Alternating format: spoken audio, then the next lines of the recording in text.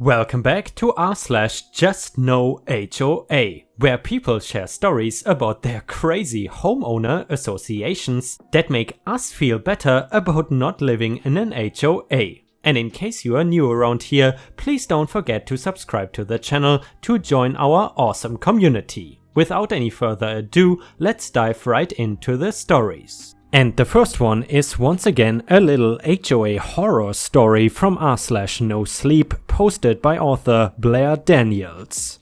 It is titled, "My New House Has Really Strange Homeowners Association Rules." And guys, if you are not into half fiction, half truth HOA horror stories, then I suggest you head over to the second story of the video. This house has an HOA? I stuttered. The real estate agent nodded.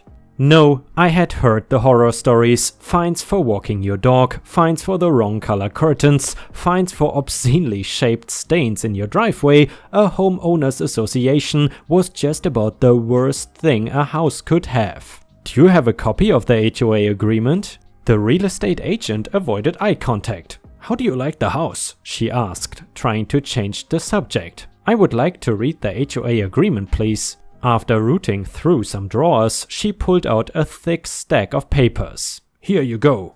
With a heavy heart, I began to read. Pelican Peak Homeowners Association Rules. Number 1. Your garage must be kept closed at all times unless you are currently entering or exiting the house. Number 2. The community has a strict curfew of 10 p.m. You may not make any noise between 10 p.m. and 6 a.m. and you must also keep all the curtains closed during this time. Number 3. Food scraps cannot be mixed with regular trash. We have a compost bin. Discard food scraps in the red plastic bin provided to you and leave it on the curb on evenings shortly before curfew. We will pick it up and bring it to the compost bin. Don't attempt to bring it to the compost bin yourself. Number 4. You must always wear neutral colored clothing when exiting or entering your home and when walking around the development. That is when I raised an eyebrow. What? Neutral colored clothing? I looked down at my own outfit, aqua blue jeans and a hot pink fluttery top. What is this? Some kind of dystopian nightmare? Making us conform to all look the same in these cookie-cutter townhouses? So I wouldn't be allowed to wear this outfit? I asked the real estate agent. She hemmed and hawed. Well, probably not. But you know, you can just get one of those long duster cardigans or a jacket in a neutral color and wear it when you go out. It's not a super strict rule. You can have some color showing. Not a super strict rule, I repeated, pointedly nodding in her direction. I see. I continued to read. Number 5. Never knock on a neighbor's door unannounced. Similarly, never answer the door if you are not expecting anyone. As a community, Pelican Peak values privacy and safety above all else. And well guys, that already sounds like a very welcoming neighborhood, but let's see what is coming next. Number 6. When walking your dog, keep him or her away from the cul-de-sac on Petunia Lane. The compost bin is back there and sometimes animals are triggered by the smell. Number 7. Never leave children that weigh under 50 pounds playing unattended outside. Number 8. The homeowner's dues are $150 per month, due on the first weekday of every month. I stared at the sheet. This is pretty restrictive. But look at what you're getting for the price, she said. Granite countertops and mahogany cabinets, stainless steel appliances. A rain shower in the master bathroom, all for under $200,000. I did love rain showers. I made an offer the next week. Several weeks later I was moving in. Along with several new black cardigans and jackets, my corgi, Buff, seemed to like the place well enough. She liked watching the squirrels run by, something she couldn't do from the window of my 11th floor apartment. That first night I followed the rules to a T. At 9:47 p.m. I put my food scraps out, chicken bones, kale stems and an apple corn. At 9:58 p.m. I locked all the doors, drew the curtains, turned down the radio and settled into bed. I was not going to sleep, of course. It was time for my 3-hour Seinfeld marathon before bed.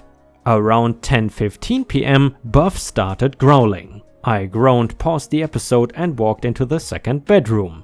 Buff, shh!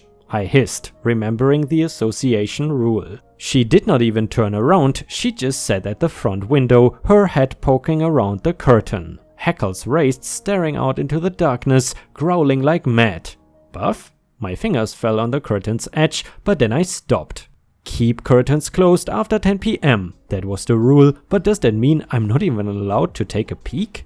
And what if it is some crazy guy sitting on my porch or something? Or a rabid squirrel? I pulled back the curtain. At first, I just saw darkness. Amorphous blobs of townhouses stuck to each other, speckled with blocks of hazy golden light. Everyone had their curtains drawn. The street was empty. No cars, no people, no squirrels. Wait, the street was not empty. A tall figure stood on the sidewalk right in front of my house. The light from my window barely illuminated his form, but I could still make it out. He picked up my red plastic bin. But there was no garbage truck or wheelbarrow or anything else around to dump it. Where's he going to dump it? I thought. Is he just going to carry the bins one by one to the compost? That's really He hoisted the bin up. His mouth stretched open, far wider than I have seen any mouth open. Then he poured the contents in his mouth. A light cracking sound emerged from the darkness as he chewed up the bones. I stared horrified,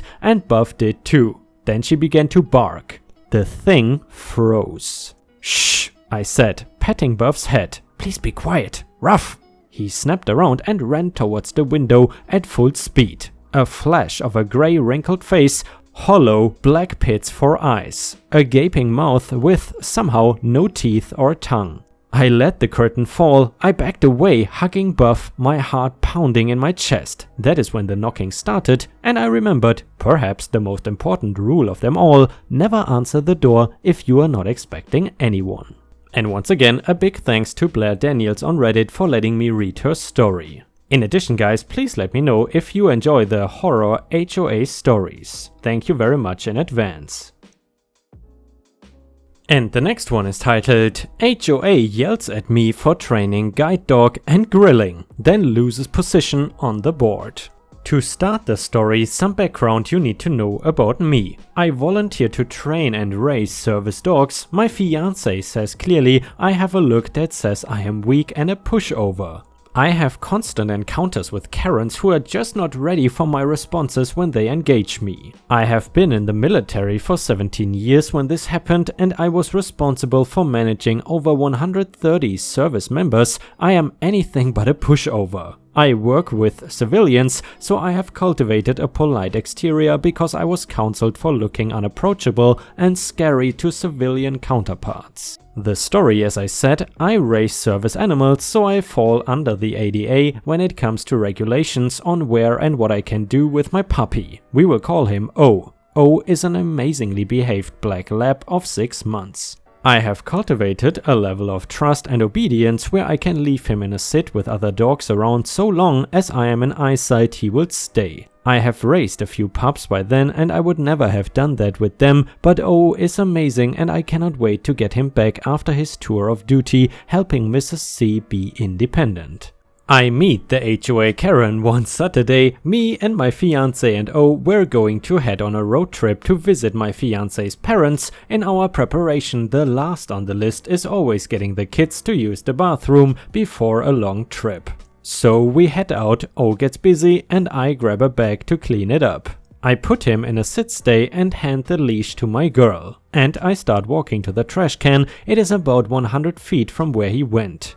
I have a clear line of sight to the dog and he is sitting patty and alert and watching me intently for a hand cue or a voice command. As I am walking, I hear a woman screech. I don't quite make it out, but it sounds angry. I ignore it and keep walking to the dumpster deposit my waste bag and turn around to head back to my 2 favorite people. It is then I make eye contact with the HOA Karen from here on out. She is your typical Karen, not an inch over 5 foot and has the same circumference. The short chopped hair that says, "I'm the manager now." She looks me in the eyes and I finally listen to her shrill scream of, "Your dog must be on a leash and in your hand. My county state law says so. I will call the cops." Now, I don't do ignorant and respect given is respect earned. I was willing to try and de-escalate. My fiancé owns the condo and is super non-confrontational. So for her, I tried to bring it back down to civil levels of discussion. In a polite but firm voice, I asked if she even looked over at the dog before she started yelling at me. She just bellows like a banshee again, and I repeat. This back and forth happens 3 or 4 times, me calm, her escalating in pitch and volume. At this point she has not given respect, so none is required to be given back. I break out my "You done effed up" NCO to junior voice. It is loud, firm and clearly states I am done with your BS, lady.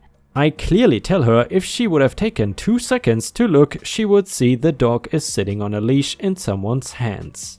She stops bellowing at me, looks and turns a bit red in the face and then musters, "You could just say thank you," which I curtly reply, "Shut the F up and get out of my face." She waddled quickly off, tail tucked into her condo door.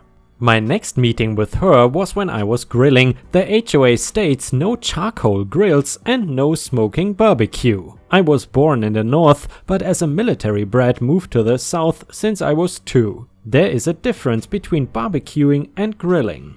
Barbecue is 12+ hours with coals of hardwood or wood smoking. Grilling is cooking meat on a grill instead of the stove. The HOA put out a reminder, no barbecuing on the premises and no coals. So I was like, awesome, get a small propane grill, it's not barbecue, but it's better than nothing. So I was out grilling and I hear the banshee cry, all too familiar now. Again, she did not come up to me and talk, she just started screaming. So I looked her right in the eye and with the same firm voice, "Shut the F up and go away. If you say one more word, I will be the one calling the cops for harassment by an HOA member." She sputtered something about no grilling or open flames and I told her F off, show me in writing and by someone other than her. She waddled off and then I was approached by the HOA president with the HOA bylaws and said to read them. During which my fiancé started a conversation with them about another issue we were having with them. She was in the middle of having the state attorney's office ask some questions about activities they were trying to force her into paying for. It was not going well for the HOA and she took this opportunity to introduce herself. While she may be non-confrontational when it comes to small things, she will stand up for herself when it comes to it. Her introducing herself changed everyone's tone and they became oh so polite. Karen tried to play the victim to her and say I was mean and could use some manners when engaging with people. I love my soon-to-be wife. She let her paint her tale how she was a victim. When she finished, she looked her dead in the eyes and said, "You know, I was the one holding the leash and I was standing right here when he was grilling. So no, you got the same respect you gave." She paled and faded to the back. That is when the president of the HOA stepped in and told me I cannot have the grill and that I can be fined and I needed to follow the rules of the HOA or the next time he will be the one calling the cops. Well, press Roger that.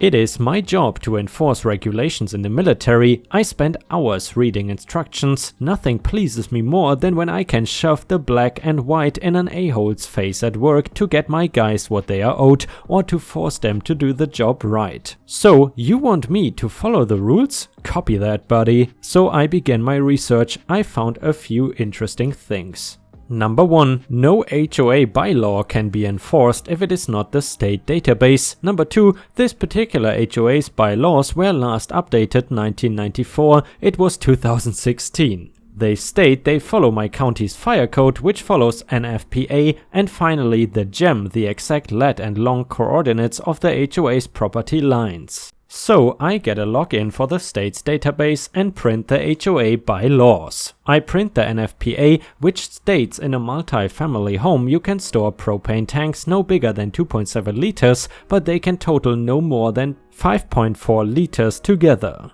I go to Lowe's, get a rope tape measurer and stakes. I pull up Google Maps and mark the HOA boundary line on it. Lo and behold, what do I find? A drainage ditch that is city property, not 10 feet from where I was grilling. So I take my coordinates, my stakes, and go carefully mark off the section of city property. Now for the revenge. I call the city/county fire departments and request a permit to grill on said city property. They said go for it. I did not need a permit for it, no one would care. I insisted and they said it is my $50. They issued an even open flame, so with both permits it was $100, but I got permission from the city to grill there for 6 months. The next day at 7 o'clock I went to set up. Carefully measuring so I was at least 3 feet onto the city property, set up my cooler with enough meat and beer to grill till doomsday, then waited for the fireworks. It did not take long for Karen to come screaming at me. I mean, I was 10 feet from the community pool and 3 feet from the sidewalk gazebo that led to the pool. I just hit record on my phone and politely told her she has no need to yell and I am breaking no laws. She kept screaming about no grilling and how she is tired of me and she's going to get me arrested and kicked out if it is the last thing she does. She has not liked me since she saw me and has just been waiting to get me kicked out. That now that she knows which condo is mine, it is just a matter of time till she finds something. On and on. I guess me polite and showing zero fear was pissing her off and she tried to come take my stuff. Big no-no. As she reached for my cooler, I broke out my NCO voice and told her if she so much as brush a finger against my property, I would remove the offending body part with force if necessary. This sent her scurrying off again. About 20 minutes later, I see 2 cop cars pull up and Mr. HOA president himself. He is all chummy with the cops and as they approach I hear him say, "Yep, same guy. I already told him once before, he cannot grill on the HOA grounds." He comes to a stop about 10 feet from me, 1 cop stays with him, the other keeps walking up to me. I have a deep grin on my face. I can hardly wait for the conversation to happen. The cop is slightly off-put by my joyous face and slight giggle when I ask what seems to be the problem, officer. I get informed that I am in violation of the bylaws and have been warned once already, and I am going to receive a ticket for disturbing the peace for threatening the HOA when they were trying to enforce the rules. Ticket for an illegal open flame, ticket for illegal storage of flammable substances, on and on. The last was if I didn't pack up I would be arrested and removed. Now that he was done, I first handed him my permit from the city to grill. He took it, walked back to the president and they discussed it for a moment, then returned and says, "You cannot get a permit from the city to grill on private property." I then showed him the coordinates for the HOA and the Google Maps gridded drawing and my current GPS location. Mind you, I am smiling, handing sheet after sheet to him because the grid was not all on one sheet and had addendums. Took about 4 minutes to explain it to him. As I was about to hand him more, he held up a hand to stop me. He then asks how long I had planned this with a smirk. I told him, "Oh, about a week." He gave me a look of disbelief but moved on. He then asked me if I threatened Karen. I just played back the recording to him and then at the end he said nothing. "Seems out of place here, you are free to go." I stopped him and asked if I could file a complaint for HOA harassment through him. He said no, that the city clerk office is the correct place, but he would document harassment by the 2 of them and file the report for me. In my state, it is illegal to be harassed by the HOA. It comes with jail of a few months, fines as high as 5K and immediate removal from the board and the possibility of recovery of damages. I settled for them both being removed from the board instead of filing a complaint. I waved to Karen every day I grill or showed her my leash if I had O. And guys, unfortunately we have already reached the end of the video. I hope you enjoyed today's stories, and if you haven't already, please also go to patreon.com/ripeyoutube where I upload exclusive Reddit videos starting at just $3 a month. This is a great way to support me in case you are interested, and the chance for me to become independent from YouTube revenue. Thank you so much for watching. Please don't forget to subscribe and like the video, and I hope to see you again tomorrow.